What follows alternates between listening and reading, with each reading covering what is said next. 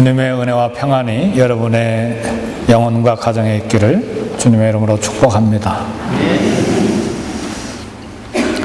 오늘 로마서 12장 말씀을 읽었는데 사실은 설교가 다 끝났다 그런 생각이 듭니다. 한 절 한 절 읽는데 이거보다 더 좋은 설교가 어디 있겠습니까? 그때야 사람이 이렇게 또 설명해야 되나 싶을 정도로 정확하게 분명하게 우리에게 말씀을 주셨습니다. 어느 글을 읽어보니까 하버드 대학 경영대학원의 교재 중에 이런 내용이 있다는 이야기를 읽었습니다. 학문을 잘 연마하고 닦고 또 기술을 잘 연마하면 사회에 나가서 성공할 확률이 10%다. 그런데 사람이 대인관계를 정말로 잘하면 사회에 나가서 성공할 확률이 85%에 이른다. 그런 글을 읽어보았습니다. 그리고 또 다른 자료를 보니까 회사에서 직원들이 해고당하는 비율이 나와 있는데 일을 잘 못해서 해고당하는 것보다 대인관계를 잘 못해서 해고당하는 것이 2배나 많다. 그런 글을 읽어봤습니다. 대인관계가 우리의 삶에 있어서 얼마나 중요한지를 가르쳐주는 이야기들입니다.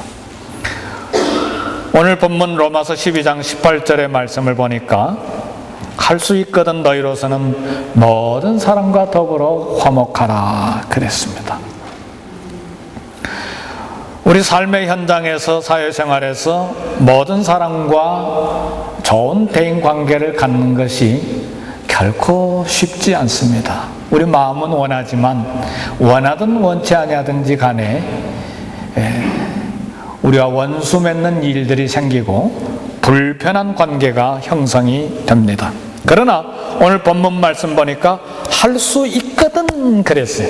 그러니까 최선을 다해서 할 수만 있다면 하여튼 원치 않게 어쩔 수 없이 일어나는 일은 어쩔 수 없지만 그러나 할 수만 있으면 최선을 다해서 이웃과 좋은 관계를 유지하라는 말씀입니다.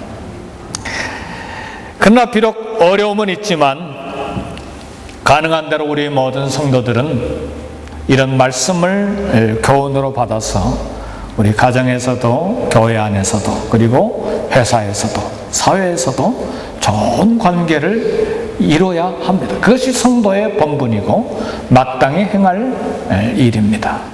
그렇게 하면 이제 전도의 기회가 생기고 또 예수님의 빛을 반사하는 반사체로서 예수님의 이름의 영광을 드러내고 오늘 말씀을 쭉 설교를 준비하다가 보니까 이렇게 대인관계를 잘하면 하늘에서 오는 복을 받는다는 말씀을 발견을 했어요. 복을 받도록 하기 위한 것입니다. 그래서 오늘 모든 사람과 화목하고 선으로 악을 이기기 위해서 성도들이 취해야 될 몇 가지 자세를 오늘 본문에서 교훈으로 얻기를 원합니다. 첫 번째 16절의 말씀을 보니까 서로 마음을 같이하며 높은 데 마음을 두지 말고 도리어 낮은 데에 처하며 스스로 지혜 있는 채 하지 말라 그랬어요. 이 말씀은 간단히 말하면 겸손해라 그런 말씀입니다. 우리 인간에게는 저를 포함해서 나를 과시하고 나를 드러내는 그런 본능이 있어요. 그래서 다른 사람보다 내가 좀 더 낫다는 이제 그런 인식 속에서 살기를 원합니다. 그런 기분 속에서 살기를 원하는데, 그래서 다른 사람들이 나를 인정해 줄 때 안정감 있고 평안한 마음이 생깁니다. 그리고 또 그런 기분 속에서 살기를 원합니다. 그래서 만일 무시당하는 그런 느낌을 받거나 무시당하는 그런 환경이 우리에게 주어지면 우리는 견딜 수 없어 하는 것입니다. 그래서 그것을 회복하기 위해서 이제 우리가 싸우러 나가야 되고, 창을 들고 나가야 되고, 칼을 들고 나가야 되는 것이죠. 그것이 우리의 삶의 현장입니다. 뭐 기도하고 말씀 읽고 묵상하고 이렇게 설교하고 그럼 다른 사람인가? 아닙니다. 기도한다 할지라도, 말씀을 전하는 사람이라 할지라도, 묵상하는 사람이라 할지라도, 성도들이라 할지라도 조금도 다를 바가 없습니다. 오늘 말씀이 마음을 서로 같이 하고 높은 데 마음을 두지 말라, 낮은 데 처하라, 이게 한마디로 겸손하라는 말씀인데, 근데 내가 겸손한 사람인가를 곰곰이 이제 뜯어서 봐야 되는데, 겸손한 사람이 이제 겸손한 사람 앞에 있으면 나도 겸손해지기 때문에 잘 몰라요. 그런데 이제 교만한 사람 앞에서 내가 겸손할 수 있는가를 살펴봐야 돼요. 내가 겸손한 사람인 것을 알아보려고 하면 이제 거만하고, 그리고 내가 위대하다고 이렇게 선전하는 사람 앞에서 내가 겸손을 취할 수 있는가, 아니면 견디지 못하는가를 이제 보므로서 내가 겸손한 사람인지 평가할 수가 있습니다.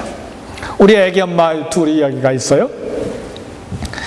한 애기 엄마가 다른 애기 엄마의 애기를 보고, 아유, 어떻게 이렇게 예쁘게 잘났어요. 참 똑똑하게 생겼고 참 지혜롭게 생겼고 앞으로 크게 될 것 같이 보이네요. 그럼 뭐라고 대답합니까? 그래요, 잘났어요 우리 애기, 그렇게 말합니까? 아니면 겸손하게, 뭘요, 애기들 다 그렇게 보이는 거고 다 그렇게 생겼죠, 다 잘 될 거예요, 그렇게 말하잖아요. 그런데 애가 왜 이렇게 비일비일하게 못생겼어요? 왜 이렇게밖에 못났어요? 키우기도 되게 못 키웠네요. 그럼 어떻게 되죠? 이런 교만한 말 앞에 어떻게 됩니까? 화가 나는 거죠. 속으로 욕은 못하고 속으로 자기에게는 얼마나 잘생겼나, 자기에게는 원숭이보다 더 못생겼는데, 그러잖아요. 그러니까 이 교만한 말 앞에서 내가 겸손한 사람인가를 평가할 수가 있다, 그런 말이죠. 참 겸손이 어려운데, 그래서 하나님께서 이웃을 향해서 높은 채, 지혜 있는 채, 잘난 채 하지 말라, 그렇게 말씀하심으로써 구체적으로 마음을 같이 하라, 조화를 이루라는 말이에요. 낮은 데 처하는 겸손한 자가 될 때에 한 마음을 품고 좋은 대인관계를 형성할 수가 있다, 하는 말이죠. 사실은 빈 수레가 요란한 거죠. 빈 수레 보셨나요? 시골에 사신 분들은 알죠. 아무것도 싫지 않는 수레가 갈 때 요란한 소리를 내는 것이죠. 실제로 우리 모든 자연 환경에도 이제 그런 걸 볼 수가 있어요. 높은 산 꼭대기에서 내려오는 물은 막 찰잘잘 콸콸콸 소리가 막 요란하게 들리는 법이에요. 근데 이 높은 산 꼭대기에선 그렇게 요란스럽게 내려오는 물도 시내가 되고 강물이 되면 벌써 조용하게 됩니다. 더구나 가장 낮은 자리가 어디예요? 강물보다 더 낮은 자리가 어디예요? 바다예요. 이 산꼭대기에 있는 높은 물이 그렇게 요란스럽게 콸콸콸 내려던 물이 강물이 되고 가장 낮은 바다로 쑥 들어가면 잠잠하게 조용해지는 것이죠. 가장 낮은 자리에 앉아있지만 누가 그 바다의 위험과 누가 그 바다의 웅장함에 대해서 감히 컴플레인하는 사람이 있겠습니까? 겸손은 하늘의 왕이신 예수님의 뛰어난 성품입니다. 그래서 바울은 빌립보서 2장 5절부터 너희는 이 마음을 본받아라, 곧 예수의 마음이, 예수 그리스도의 마음, 하나님의 본체이시지만 하나님과 동등될 것으로 여기지 아니하시고 사람이 되시고 종이 되시고 그리고 복종하시되 어디까지 복종하셨다고요? 죽기까지 복종하시고 곧 십자가에 죽으심이라 그랬어요. 그러니까 겸손히 인간관계를 잘 형성하게 만드는 귀한 재료가 된다. 그것이 오늘 로마서 12장 16절의 말씀입니다. 그 전에 15절의 말씀은 또 좋은 봉사자의 삶, 그리고 좋은 인간관계를 만드는, 그런 좋은 대인관계를 만드는 교훈을 우리에게 주시는데, 15절의 말씀을 보니까 즐거워하는 자들과 함께 즐거워하고 우는 자들과 함께 울라 그랬어요. 우는 자들과 함께 울라, 어려운 자들과 함께 어려움을 나누고 슬퍼하는 자들과 함께 슬퍼하고, 이것이 우리 성도가 취해야 될 마땅한 태도여 자세라는 말이죠. 우리가 주님께 감격하는 이유는 우리 주님이 우리를 긍휼히 여기시기 때문에 그렇습니다. 수요일 저녁에 늘 그런 공부를 했습니다만, 긍휼이라고 하는 말은 그냥 불쌍히 여긴다는 말이 아니고 고통에 참여한다는 뜻을 가지고 있어요. 특히 영어 단어를 보면 긍휼이라는 말이 compassion이잖아요. 뒤에 패션은 고통이에요. 앞에 있는 COM은 함께라는 말이에요. 그러니까 우리 주님이 우리를 긍휼히 여긴다는 말은 우리 고통에 참여하신다는 말이에요. 우리 슬픔에 참여하시고 우리 어려움에 참여하시고 실제로 자기 몸을 들여서 고통 속에 들어가심으로 우리 모든 인간의 연약함을 채울하신 분이에요. 그런 긍휼로 함께 우리를 긍휼히 여기시기 때문에 우리가 주님 앞에 감격하는 것이죠. 그러나 구약 성경에 들어가서 이 긍휼을 해석하면 더 놀랍습니다. 헤세드라고 하는 단어는 긍휼, 자비, 사랑으로 번역할 수 있는데, 이 헤세드라고 하는 구약의 단어는 아기를 생산하는 경험이 있는 여자의 자궁을 말해요. 이 자궁은 아기를 생산할 때 피를 주고 생명을 주는 사랑이잖아요. 그러니까 구약 성경에 말하는 헤세드의 이 긍휼이라고 하는 말은 우리를 피를 나눠주고 생명을 나눠주는 긍휼이라는 말입니다. 그래서 우리는 이 하나님의 사랑에 감격해서 눈물을 흘리고 평생을 그 앞에서 헌신하기를 결단하는 것입니다. 따라서 오늘 본문에서 우리에게 가르쳐주는 중요한 말씀, 우는 자들과 함께 울어라. 남이 울 때 그냥 잔치 벌이면 안 되죠. 그래서 좋은 대인관계, 인간관계를 만들 수 있는 게 아닙니다. 그런데 사실은 성도 여러분, 앞에 있는 말씀 즐거워하는 자들과 함께 즐거워하라, 사실은 우리 인간의 그 긍휼히 여기는 마음이 본성 안에 있기 때문에 슬퍼하는 자들하고 슬퍼할 수는 있지만, 즐거워하는 자들과 함께 즐거워하는 것은 새로운 영성이 필요합니다. 왜냐하면 남이 잘 되는 것 보고, 남이 성공하는 것 보고 함께 즐거워하고 기뻐하고 잔치 벌리는 사람이 없거든요. 대부분 경우에 남이 잘 되는 것 보고 성공했을 때 배가 살살 아파오는 것이 우리 인간의 본성입니다. 인류의 최초의 살인사건이 어디서 생겼습니까? 예배를 드리는 데서 생겼습니다. 가인과 아벨이 예배를 드렸는데 동생 아벨이 잘 나갔거든요. 잘 됐거든요. 성공했거든요. 하나님께 사랑을 받았거든요. 그러니까 형 가인의 배가 살살 아프기 시작한 거예요. 동생이 잘 되고 잘 나가고 성공하고 행복하고 하나님께 사랑을 받으니까 그게 견딜 수가 없어가지고 우리 들러 나가자 해서 돌을 들어서 쳐서 죽인 거 아닙니까?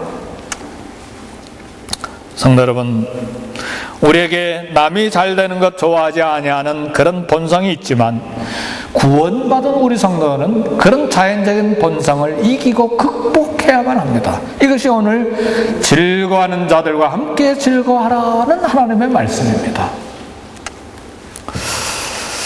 성도 여러분,